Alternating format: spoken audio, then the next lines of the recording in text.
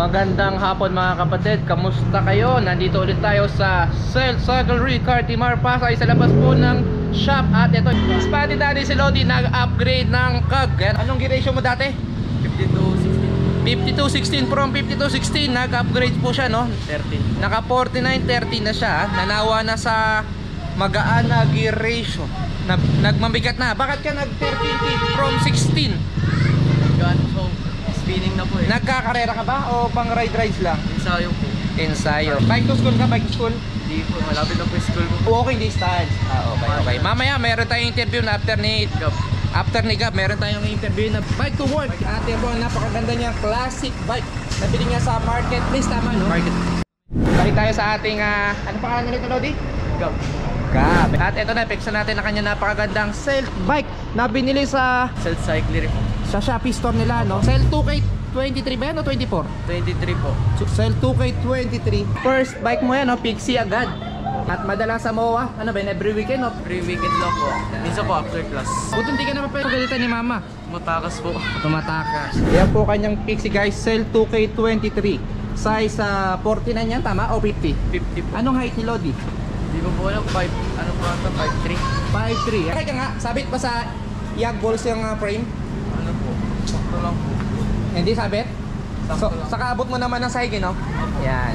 Ang size 50 guys na frame na Celt ay pasok yan sa kahit nga 5 flat. Basta abot mo yung sahig, ha? Yan.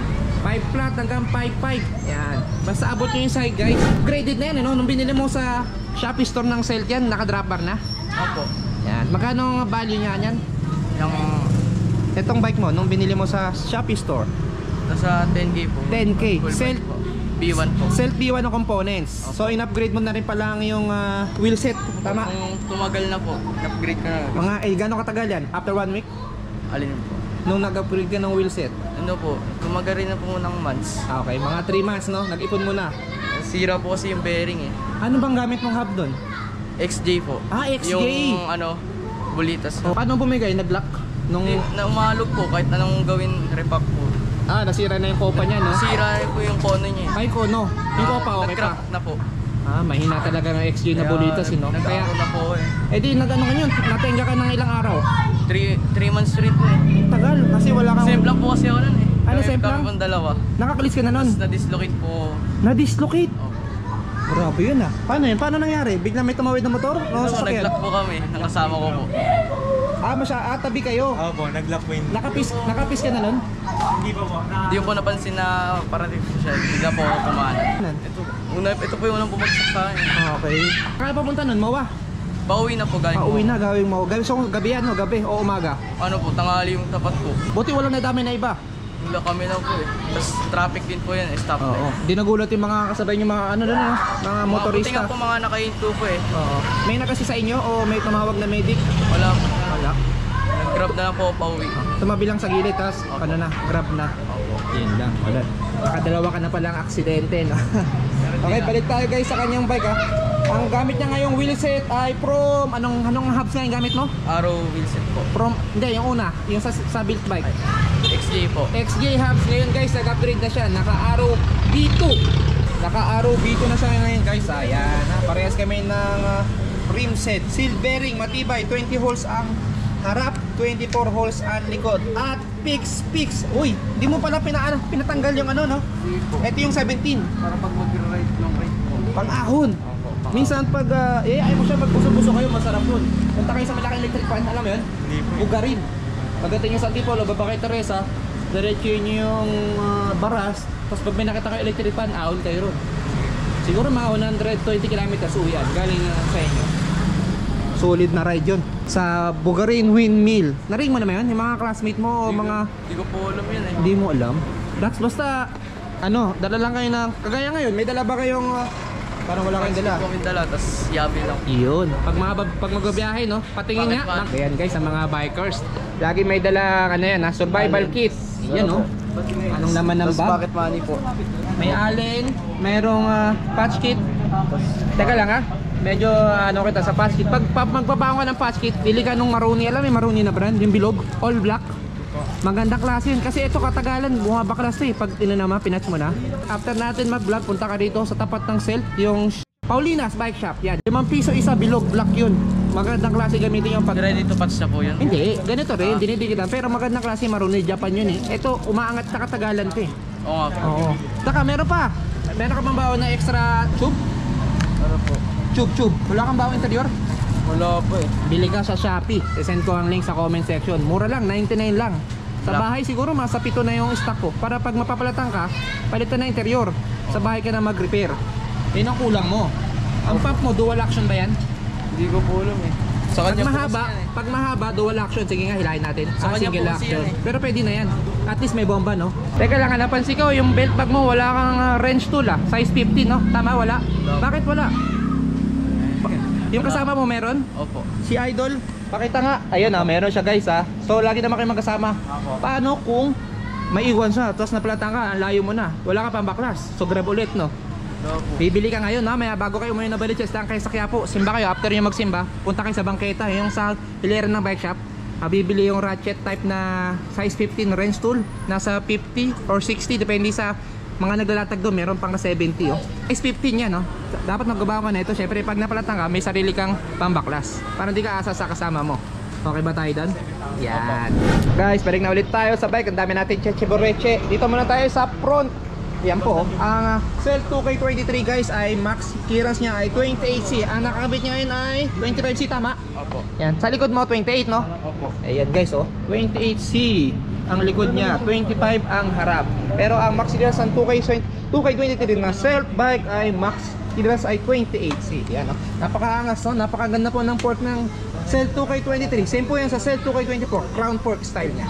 Tapos ang crankset niya guys, anong nakakabit yan bago mo in-upgrade sa Ardently? Self B1 Cell crankset po. B1. Tapos, ayun nga. Bakit ka nagpalit agad? Nasira ba yung B1? Na low street po yung ano, yung pinaglalagyan po ng ano, Nang, yung square type po. paano na-roasted? Dinala mo sa... Nabilog po. Paano bakit nabilog? Kakaluwag po, tapos higpit. Ikaw nang diluwag o dinadala mo sa bike shop? Dinadala po palagi, tapos na lumuluwag po kahit may Baka hindi higpitan. marunong or di magaling or di maalam mo. Sinasagad na rin po higpit pero po lumuluwag po talaga Sa eh. Cell B1, bumigay agad. Kaya napabili ka na yan, no? Nag-upgrade ka na ng Ardently square tapered na lattice ng chain ring, no? Magkano kuha mo dyan sa Ardently? Napakaganda. Crank arm lang po eh. Crank arm, magkano? 1.7 po. 1.7. Ah, okay. Eh, itong lattice, saan mo nabili yan? Ano na po? Binigay lang po sa aking kaibigan ko po. Bigay, no? Bigay. Ay, nagpalit siya. Ano nang gamit niya ngayon? Light Pro po. 48. Opo, Kasi 48. ikaw naka 49. Pag lattice, 49 yan, eh, no? Opo. Kaya ang gearing gauge niya ay 49.13. Opo. 49.14 sapat na eh. Kaya mo kay bili ko niyan? Bilugin, 49.13. Hindi ko po alam. Balitaan mo ako dyan. Balik tayo guys sa wheelset guys ha. Ang wheelset na yan, Arrow B2, mabibili niyan sa Cell Cycle Ring. Magkano kuha mo sa Arrow B2 mo? Sa Cell Cycle Ring mo nabili yan o sa Marketplace? Kay JR Speed po eh. Kay JR Speed, magkano yan? Kasi malayo no? 4.5 po. 4.5. Sa saddle naman tayo. Halatang araw-araw nag-ride si Lodi o gamit na gamit. Umangat na. Anong papalit mo dyan? Specialized lang po na OEM. Sa Shopee rin? Parating na po. Ting magkakano yun? 600 lang po. Pwede mo pang gamitin yan pag may nakita ka na nagagawa ng mga sopa. 100 o 150 lang pabalot yan. Try mo lang para may backup ka or kung gusto mo pamigay, diba? Sa tropa na nangangailangan. Ang seat post niya guys, uy, nag-upgrade ka. Ito na talaga nakakabit. Ito na po. Uno na nakakabit. Maganda guys ha, naka-uno na seat post. 25.6 nga pala guys ang seat post ng Self, no? Tama? Self bike? Self frame? 25.6. Hindi po siya 27.2. Anong gamit mong chain? DID po. Legit ba yan? Hindi ko po alam eh. Saan mo nabili ang DID? Shopee lang din po. Magkano? Nasa 600. Oh, legit. Nakalimutan ko na po eh. Pag ang DID, pag ang presyo 500 pataas, legit Ayun yan. po. Nasa ganun po. Meron din si JR Speed yan ha. Siya ang distributor sa Manila ng... Si JR Speed guys ang distributor sa Manila ng DID. Ang regular chain na DID ay 500. Ang NJS, yung may spare pin, 1, 2 or 1, 3 sa Shopee. Lagyan natin ang link sa mga gustong order. Again guys, pag bibili kayo ng chain, ang mare-recommend ko ay DID. DID na NJS type 1.3, hindi kinakalawang. At ito naman guys, gamit niyang drop bar. Para malaki to, 44? 42 po. 42. Wala kang 40, 48, 38. Yung mga pixie boy na tulad mo, ang gusto 38 ah. Bakit gusto mo mas malapad? Mas maganda yung wag-wag po. Tsaka sisukat ko po dito sa lapad dito. Okay. Ang stem naman guys ay naka-uno na gloss, no? 110 ba to? 120 na? 110. Negative 7 po. Negative 7 lang. Kaya ang forma ay straight. Yan. Ba't ayaw mo ng 70 na stem? Ano po? Ayaw mo ng taste pogi? Baka masyado pong iyo ko eh. Okay. Naka ano siya pala guys? Naka Shimano R540 tama, no? Sa RC1, magkano bili mo? Hindi ko po alam eh. Niregalo lang po sa akin yun. Ni papa, ni mama? Ng nanay ko po. Ganda, RC1, no? Birthday gift pala ni mother to. Shoutout, oh. Makaganda. Dalawa pa. Sa bahay po yung isa. Hindi ko pa po ginagamit. Ano yan? RC1 din? Kasi yung puti po. Na puti. Pa, love na love ni mama. Suportado Hindi ko sa po kanyang ginagamit eh. Iniingatan hilig, ko no? po eh. Shoutout. Anong pangalan ni mama? Yun. Shoutout kay Ma'am Joanne, no? Suportado ang kanyang anak sa hilig, no? Ano ba ibang sports mo bukod dito? Basketball? Running? Badminton. Uy, badminton. So yun guys, tapos na po tayo makapagkwentuhan kay Idol. Ano pangalan niya ulit? Gab. Idol Gab, oh. Tatapos na natin ang ating kwentuhan, bike check sapagkat kita niyo naman, no? Basang-basa na tayo ng pawis. Happy birthday nga pala kay Gab. Appear tayo dyan. Alright, ingat, ingat.